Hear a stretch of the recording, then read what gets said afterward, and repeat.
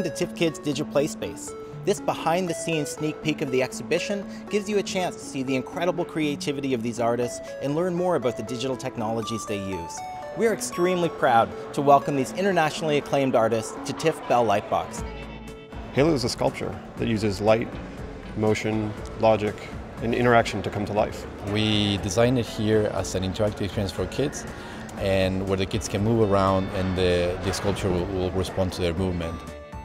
Waterline graffiti, in one sentence, is like a sort of etch-a-sketch, but with light and water. So it's a large panel with a matrix of LED, thousands of LED, and each LED has a sensor around the LED. And when you deposit a little bit of water on the sensor, the LED turns on. It's like a sort of new wall for Agora in the city and to write, sketch something ephemeral.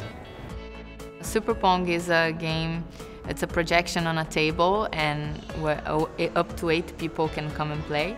And you use dials to move the players up and down on the same line. When you score a goal, you watch an animation inspired by a famous Pelé move. The cool thing is there's just a couple pixels, but it does bring out like the same competitiveness, precision, everything that you have in a regular game, but with very few pixels and very simple, minimalistic graphics.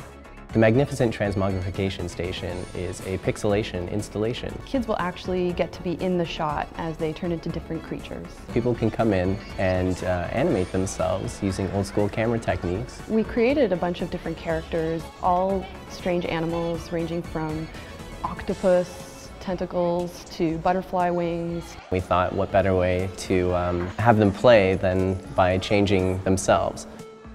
Paper Dude VR is our homage to an old arcade classic called Paperboy, using a virtual reality headset that essentially puts the player inside the game, and we're using an actual bike as the peripheral, and connect to also track the arm movements so that the player can actually really feel like they're inside the game, pedaling down a neighborhood street, delivering newspapers on doorsteps and mailboxes, while also trying to avoid obstacles. Digit is a digital mirror. It is a representation of the digital world looking back upon the physical world, in essence. We used a Raspberry Pi to capture a video feed and then segment it among 48 different 7-segment displays, which are effectively like the same displays that you'd have in an alarm clock. For kids, I think it's really important to just get your hands dirty and don't be afraid to break things. My advice for parents is be okay with your kids breaking things. Sometimes it leads to really good things. Things like exploration or learning how the world around you works. I'm here with Cublets. Cublets is one of our magnetic robot construction systems for kids, and each cublet is a different function of a robot. As you're building the robot, you're building the program by adding different functions together. So kids are actually becoming intuitive understanders of how the system works, because as they add a function, different behavior emerges. Sphero is a robotic ball that you control from your smartphone. You can drive it around, but you can also program it. You can pick it up and use it as a handheld controller for on-screen games. And it's just a really fun device that helps get kids creative.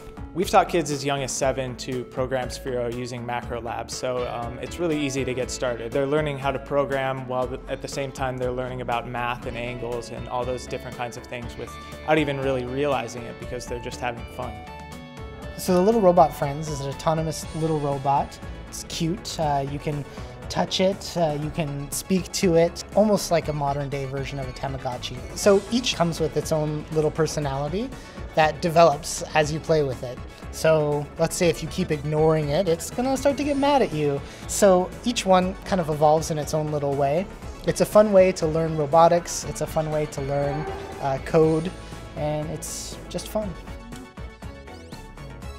It's really important for kids to come and interact with technology like they do at digiPlaySpace, because often these things inspire what these kids become interested in and ultimately what they become.